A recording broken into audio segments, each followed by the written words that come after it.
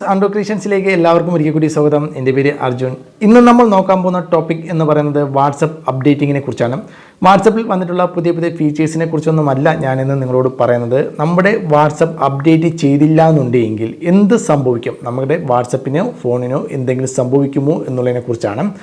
ഒരു വാട്സപ്പ് ഉപയോഗിക്കുന്ന വ്യക്തിയാണ് നിങ്ങളെങ്കിൽ തീർച്ചയായിട്ടും ഈ ഒരു വീഡിയോ മുഴുവനായിട്ടും കാണുക. അതോടൊപ്പം തന്നെ ഇതുപോലുള്ള ടെക്നോളജി വീഡിയോസുകൾ, മൊബൈൽ സംബന്ധമായിട്ടുള്ള ടെക്നോളജി വീഡിയോസുകൾ കാണാൻ നിങ്ങൾക്ക് താല്പര്യമുണ്ടെങ്കിൽ ഞങ്ങളുടെ ചാനൽ ഇപ്പോൾ തന്നെ സബ്സ്ക്രൈബ് ചെയ്യുക. അപ്പോൾ ആദ്യമേ ഞാൻ പറയട്ടെ, നിങ്ങളുടെ വാട്സപ്പ് നിങ്ങൾ എപ്പോഴും അപ്ഡേറ്റ് ചെയ്ത് തന്നെ സൂക്ഷിക്കുക എന്നുള്ളതാണ്. അപ് ടു ഡേറ്റ് ആയിരിക്കണം. നിങ്ങളുടെ വാട്സപ്പ് എപ്പോഴും അപ് ടു ഡേറ്റ് ആയിരിക്കണം. വാട്സപ്പ് നൽകിയിട്ടുള്ള എല്ലാ അപ്ഡേറ്റുകളും നിങ്ങൾ സ്വീകരിക്കണം എന്ന് തന്നെയാണ് ഞാൻ ആദ്യമേ പറയുന്നത്.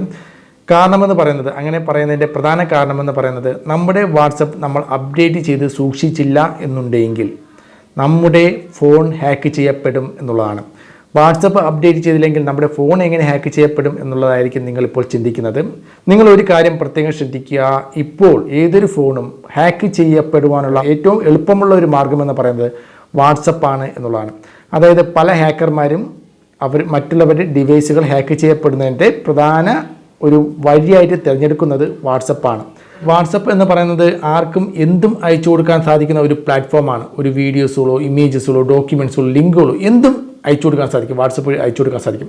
ഹാക്കിങ്ങിനെ കുറിച്ച് കുറച്ചെങ്കിലും അറിയാവുന്ന ഒരു വ്യക്തിക്ക് മറ്റുള്ളവരുടെ ഒരു ഫോൺ ഹാക്ക് ചെയ്യണമെന്ന് ആഗ്രഹമുണ്ടെങ്കിൽ അയാൾ ആദ്യം തിരഞ്ഞെടുക്കുന്ന വഴി എന്ന് പറയുന്നത് വാട്സപ്പ് ആയിരിക്കും എന്നുള്ളതാണ്. കാരണം അവർ വാട്സപ്പ് വഴി അയക്കുന്ന ഏതെങ്കിലും ഇമേജസിലോ വീഡിയോസുകളോ ലിങ്കുകളോ, ഞാൻ നേരത്തെ പറഞ്ഞതുപോലുള്ള ഏതെങ്കിലും ഫയലുകളിൽ ഈ ഒരു ഹാക്കിംഗ് ബൈനറി കോഡുകൾ ഇൻജക്റ്റ് ചെയ്തുകൊണ്ട് അയച്ചു കൊടുക്കുകയാണെങ്കിൽ അത് മിക്കവാറുമൊക്കെ മറ്റുള്ളവരിൽ എത്തുകയും അവർ അറിയാതെ അതിൽ ഡൗൺലോഡ് ചെയ്യുകയാണെങ്കിൽ അയാളുടെ ഫോണിൻ്റെ ആക്സസ്നെസ് ഹാക്കർക്ക് നേടിയെടുക്കാൻ സാധിക്കും എന്നുള്ളതാണ്.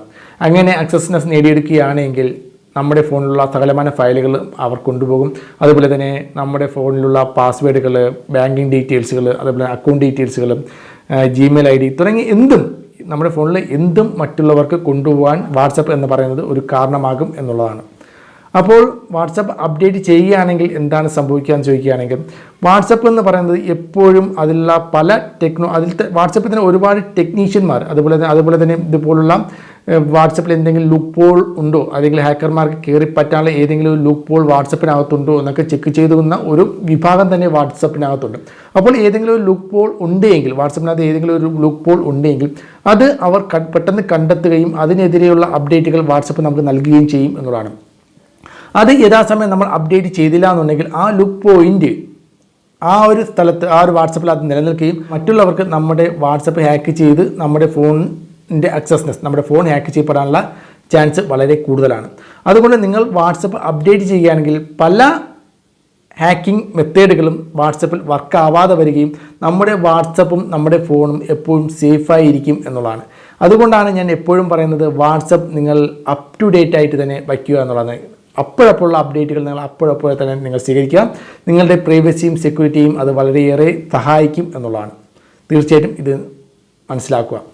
ഇനി രണ്ടാമത്തെ കാര്യമെന്ന് പറയുന്നത്, നമ്മുടെ വാട്സപ്പിൻ്റെ ഫീച്ചേഴ്സുകൾ കൂട്ടാനും വാട്സപ്പ് അപ്ഡേറ്റുകൾ നൽകാറുണ്ട്. അതായത് പുതിയ പുതിയ ഫീച്ചേഴ്സുകൾ നൽകിക്കൊണ്ട് നമ്മുടെ വാട്സപ്പിൻ്റെ ഉപയോഗം വളരെ എളുപ്പമാക്കുന്നതിനും വളരെ ഉപകാരപ്രദമായിട്ടുള്ള പല കാര്യങ്ങൾ നമ്മുടെ വാട്സപ്പ് വഴി ചെയ്യാനുമൊക്കെയുള്ള പല കാര്യങ്ങളും, പുതിയ പുതിയ ഇമോജീസുകൾ തുടങ്ങി ഒരുപാട് കാര്യങ്ങൾ, സ്റ്റിക്കർ പോലുള്ള ഒരുപാട് കാര്യങ്ങൾ വാട്സപ്പ് അപ്ഡേറ്റിങ്ങിലൂടെ നമുക്ക് നൽകാറുണ്ട്. അപ്പോൾ അതൊക്കെ നമ്മുടെ വാട്സപ്പ് അപ്ഡേറ്റ് ചെയ്താൽ മാത്രമേ ഇത്തരം പുതിയ പുതിയ ഫീച്ചേഴ്സുകൾ എന്താണെന്ന് നമുക്ക് മനസ്സിലാവുകയും അതുപോലെ തന്നെ അത് നമുക്ക് ഉപയോഗിക്കാൻ സാധിക്കുകയും ചെയ്യുകയുള്ളൂ എന്നുള്ളതാണ്. അതുകൊണ്ട് പുതിയ പുതിയ കാര്യങ്ങൾ നിങ്ങൾക്ക് വാട്സപ്പ് വഴി ചെയ്യണമെന്നുണ്ടെങ്കിൽ നിങ്ങൾ വാട്സപ്പ് അപ്ഡേറ്റ് ചെയ്യുക. ഇനി മൂന്നാമതായിട്ട് പറയാനുള്ള കാര്യമെന്ന് പറയുന്നത്, നമുക്ക് പഴയ വാട്സപ്പിൻ്റെ വേർഷൻ ഉപയോഗിക്കുക. നമ്മൾ അപ്ഡേറ്റ് ഒന്നും ചെയ്യാതെ നമുക്ക് പഴയ വേർഷനിൽ തന്നെ ഉപയോഗിച്ചു കൊണ്ടിരിക്കുന്ന വ്യക്തികളാണ് നിങ്ങളെങ്കിൽ തീർച്ചയായിട്ടും വാട്സപ്പിന് അത് മനസ്സിലാക്കാൻ സാധിക്കുകയും വാട്സപ്പ് നമുക്ക് വാട്സപ്പ് ഓപ്പൺ ചെയ്യുമ്പോൾ തന്നെ വാട്സപ്പ് ഒരു മെസ്സേജ് തരികയും ചെയ്യും എന്നുള്ളതാണ്. അതായത് ഇതുപോലൊരു മെസ്സേജ് വരും, നിങ്ങളുടെ വാട്സപ്പ് ഓൾഡ് വേർഷനാണ്, നിങ്ങളുടെ പ്രൈവസി സെക്യൂരിറ്റിയൊക്കെ ഇത് വളരെയേറെ ബാധിക്കും, അതുകൊണ്ട് ഇത്ര ദിവസത്തിനകം അല്ലെങ്കിൽ ഇത്ര തീയതിക്കകം നിങ്ങളുടെ വാട്സപ്പ് നിങ്ങൾ അപ്ഡേറ്റ് ചെയ്യുക എന്ന് പറഞ്ഞുകൊണ്ട് ഇതുപോലുള്ള മെസ്സേജ് വരും. നമ്മൾ അത് കറക്റ്റായിട്ട് അപ്ഡേറ്റ് ചെയ്യുക. അല്ലെങ്കിൽ അപ്ഡേറ്റ് ചെയ്യാതെ തന്നെ നമ്മൾ വീണ്ടും ഉപയോഗിക്കുകയാണെങ്കിൽ ഈ വാട്സപ്പ് പറഞ്ഞിട്ടുള്ള ആ ഒരു സമയം കഴിയുമ്പോഴത്തേക്കും വാട്സപ്പ് പിന്നെ നമ്മുടെ മൊബൈൽ ഉപയോഗിക്കാൻ സാധിക്കുകയില്ല എന്നുള്ളതാണ്.